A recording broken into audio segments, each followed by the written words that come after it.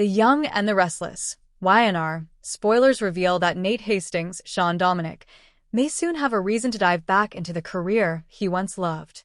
Nate seems to be longing for his days of being a doctor, so the show could be setting him up for a heroic arc. Although Nate enjoys working with his family at Winters, the work he does there isn't as meaningful as the work he did before at Genoa City Memorial Hospital. Audra Charles, Zuleika Silver, noticed that Nate had far more passion in his voice when he talked about healing patients. Making a real difference in people's lives matters more to Nate than striking deals and dwelling on spreadsheets. Both Audra and Dr. Stephanie Simmons, Vivica A. Fox, have been gently pushing Nate back toward medicine. It seems likely Nate's going to cave in at some point. There's a chance Nate could become a surgeon again if his hand can somehow be fixed. That's something that Audra's dialogue may have hinted at in their recent scenes together. If not, Nate could still make a comeback in the medical world and focus on doing what he truly loves. The timing of Nate's career change may not be a coincidence since Nikki Newman, Melody Thomas Scott, is getting a serious medical crisis storyline. Nikki will need urgent treatment since her life will be at stake. Once Nate returns to medicine, will he play an important role in saving Nikki's life? Nate used to be the Newmans' most trusted physician, so there's a history that YNR may want to lean into. That's especially true since Nate has reconnected with Victoria Newman, Amelia Heinley, in recent months. If there's a way for Nate to help save Victoria's mom, he'll certainly want to do whatever he can. Nikki has a tough road ahead of her, so she could use Nate on her medical team as this health drama plays out. Nate could become a key player when it comes to keeping Nikki alive, so she can ultimately make a full recovery. Will Nate's return to medicine lead to him serving as Nikki's miracle worker? Will Nate be a hero who helps save Nikki from a grim fate? The Young and the Restless spoilers suggest Nate's hospital comeback could be looming, so stay tuned for news on how his medical career resurgence will affect Nikki. This is a comprehensive, multi-episode story arc script for The Young and the Restless. Given the length requirements for a 10,000-word style narrative, this script is structured as a special 5-episode event week. It explores Nate's psychological journey back to medicine, Nikki's health crisis, and the fallout at Newman Enterprises and Chancellor Winters. The Young and the Restless. Special event arc. The Doctor's Calling. Characters. Nate Hastings, former surgeon, currently at Chancellor Winters. Nikki Newman, matriarch of the Newman family. Victor Newman, the mustache, Nikki's protective husband. Victoria Newman, Nate's former lover and Newman heiress. Devin Hamilton Winters, Nate's cousin and boss. Jack Abbott, Nikki's friend and confidant. Audra Charles, Nate's ambitious colleague. Episode 1, The Tremor of the Past. Chancellor Winters, office, day. The office is sleek, modern and cold. Nate Hastings, handsome, dressed in a $3,000 suit, is staring at a spread of quarterly earnings on his monitor. He clicks a tab. Instead of a spreadsheet, it's a medical journal article. Advanced neurological interventions in acute stroke patients. He stares at the diagrams of a human brain. His fingers twitch instinctively as if holding a scalpel. Devin enters without knocking. Nate quickly closes the tab. Devin, the expansion figures for the Tully merger? You've been on them for 3 hours, Nate. Usually you're faster than that. Nate, just making sure the numbers are airtight, Devin. We don't want any surprises during the board meeting. Devin, you okay? You look like you're somewhere else. Specifically, somewhere. With white coats and stethoscopes. Nate, defensive, I'm fine. I'm committed to Chancellor Winters. To family. I told you that. Devin, I know what you told me. But I also know your doctor look. You have it. Right now. If your heart isn't in the corporate world, Nate, we should talk about it before you make a mistake that costs us millions. Nate, the only mistake I made was thinking I could leave my past behind. But I'm here. I'm focused. Devin looks skeptical but nods. He leaves. Nate opens the medical journal again. He looks at his hands. They are steady. Newman Ranch, living room, day. Nikki Newman stands by the window, looking out at the sprawling estate. She holds a glass of sparkling water, but her hand is shaking. The glass rattles against her wedding ring. Clink, clink, clink.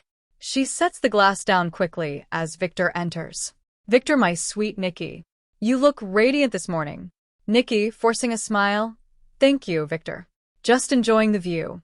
Victor, stepping closer, his eyes narrowing. You haven't touched your breakfast. And you've been quiet. Is it the MS? Or is it the stress of everything with Jordan? Nikki? It's neither. Just a little fatigue. I'm not as young as I used to be, even if you refuse to admit it. Victor, you are eternal, my darling. But I've called Dr. Watkins. I want a full physical. Nikki, flaring up. Victor, no. I am tired of being poked and prodded. I'm fine. I have a luncheon with the symphony board and I intend to be there. Victor. Nikki. Nikki, no. Nikki, in that tone. I am taking care of myself. She turns to walk away, but she stumbles slightly. Victor catches her arm. For a second, her eyes lose focus. Victor. Nikki. Nikki, recovering. I'm fine.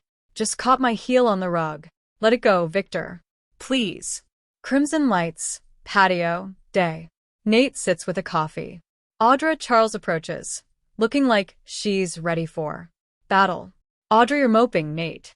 It's not a good look for a C-suite executive. Nate. I'm not moping. I'm contemplating. Audra. Contemplating what? How much you miss being the hero in the ER. Or how much you miss Victoria Newman's office? Nate. Neither. I was thinking about the fragility of things. One day you're a surgeon, the next you're moving numbers on a screen. Audra. One of those things pays significantly better and doesn't involve getting blood on your shoes. Stick with the numbers. We have a move to make against the Abbott interests next week. I need you sharp. Nate, quietly, what if sharp isn't what the world needs from me right now? Episode 2. The Warning Signs. Newman Enterprises, Victoria's office, day. Victoria is working when Nate walks in. There's a lingering tension between them, a mix of professional respect and romantic regret. Victoria. Nate.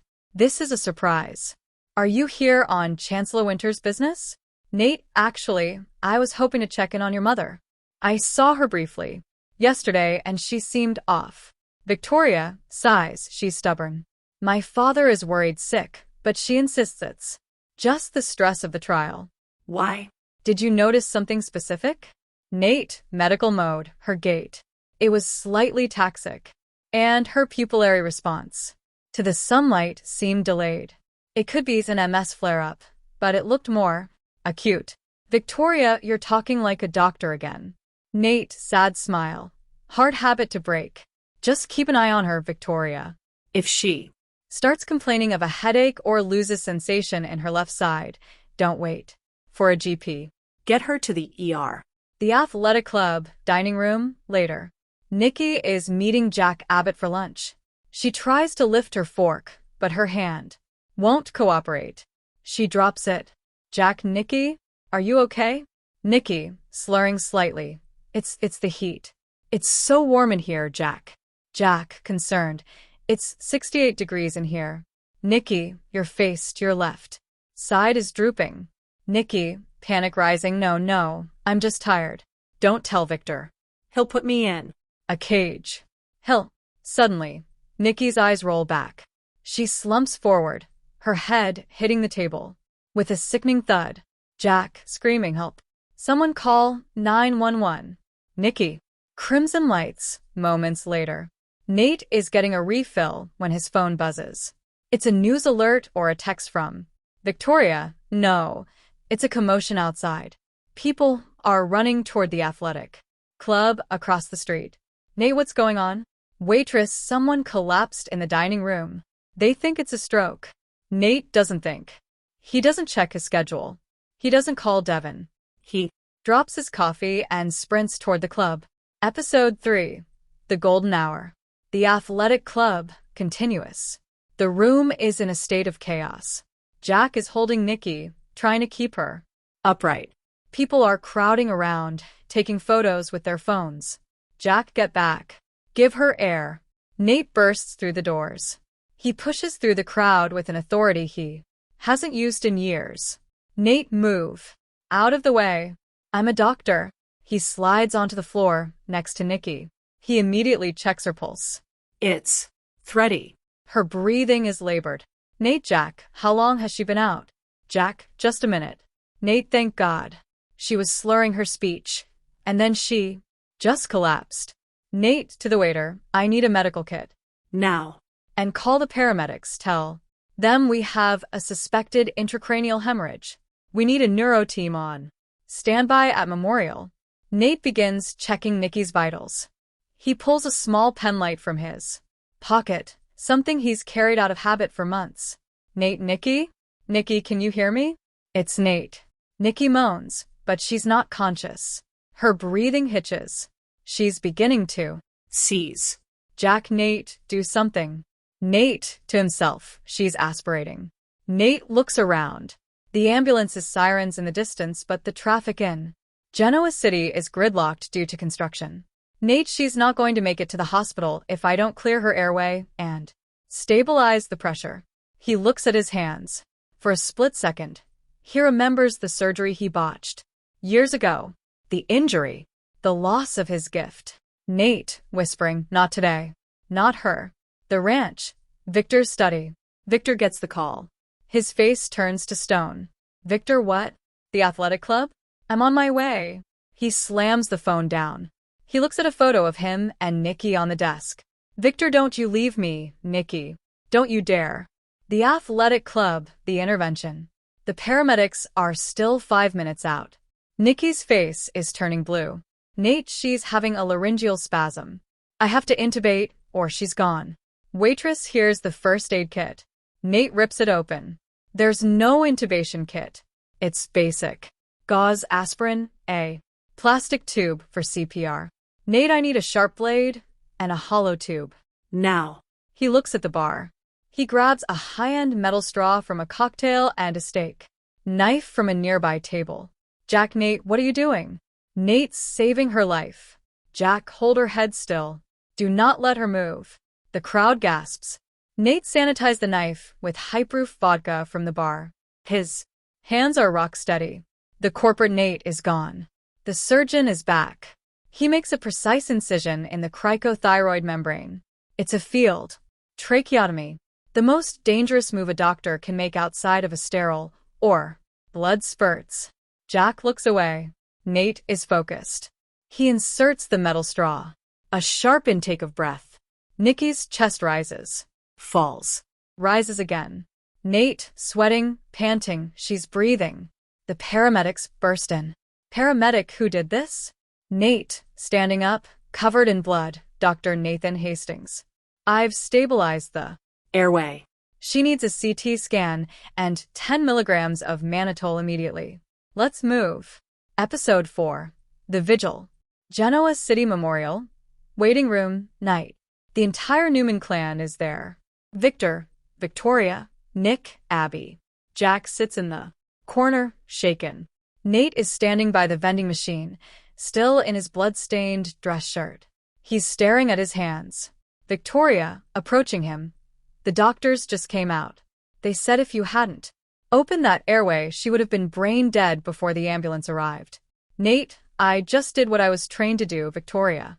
Victoria, no. You did what you were born to do. Victor approaches. The two men lock eyes. Victor usually views Nate with suspicion, as a man who tried to betray his company. Victor, Nathaniel. Nate, Victor. I'm so sorry this happened. Victor, the surgeons say she is in recovery. The bleed was caught in time. Because of you. Victor reaches out and places a heavy hand on Nate's shoulder. Victor, the first, am a man who remembers his debts. You saved my Nikki. Anything you want, anything in my power, it is yours.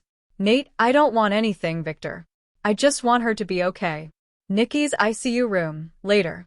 Nikki is awake, though weak. She has a bandage on her neck. Victor is sitting by her side, holding her hand. Nikki, whispering, Nate, was he there? Victor, he was your guardian angel, Nikki. He's a hell of a doctor. Nikki, he looked so calm. Like he finally knew who he was. Chancellor Winters. Next morning. Devin is waiting in Nate's office. Nate walks in, wearing fresh clothes, but his expression is different. He's not carrying a briefcase. Devin, the news is everywhere, Nate. Local exec saves Newman matriarch. People Are calling you a hero. Nate, I'm not a hero, Devin. I'm a doctor. Devin, softly, I know what you're going to say. Nate, I can't do this anymore. The spreadsheets, the hostile takeovers, the board. seats. It's all noise. When I had that knife in my hand, when I felt her pulse, everything else disappeared. Devin, you're resigning. Nate, I have to. I need to go back to the board. I need to get my surgical clearance fully reinstated. I need to be where I can actually make a difference. Devin, smiling. Honestly? You were a crappy businessman anyway. You're too honest for us, Nate. Go. Save some more lives. Episode 5, Rebirth. Newman Ranch, 2 weeks later. Nikki is sitting on the patio. She looks frail but healthy. Nate is there not as an executive but as a friend. Nikki, the scar is small. A reminder. Nate, it'll fade. But the lesson shouldn't. You need to listen to your body. Nikki. No more hiding symptoms from Victor. Nikki, and you? Have you listened to yours? Nate, I've applied for a position at a clinic in the Chancellor Park district. I Want to start with primary care. Get my hands back into the work slowly. Nikki, Genoa City, needs Dr. Hastings. The athletic club bar, night. Nate is having a drink, juice, keeping it clean. Audra, Charles walks up. Audra, so, it's true. You're trading power for tongue depressors. Nate, it's a different kind of power, Audra. Audra, you're wasting your potential. You could have run this town. Nate, I'd rather help the people who live in it. Audra shakes her head and walks away, her ambition clashing with his newfound peace. Genoa City Memorial, entrance day. Nate stands in front of the hospital. He's wearing a lab coat. It's a simple, white coat, no fancy embroidery. He checks his watch. He's on the shift. A young man runs up, carrying a child. Man, please. My daughter. She's not breathing. Nate doesn't hesitate. He doesn't look for a superior. He moves with grace and confidence. Nate, I've got her. I'm Dr. Hastings. Let's get her inside. As he disappears through the sliding glass doors, the camera zooms in on the physician badge on his chest. Nate Hastings isn't just back. He's home.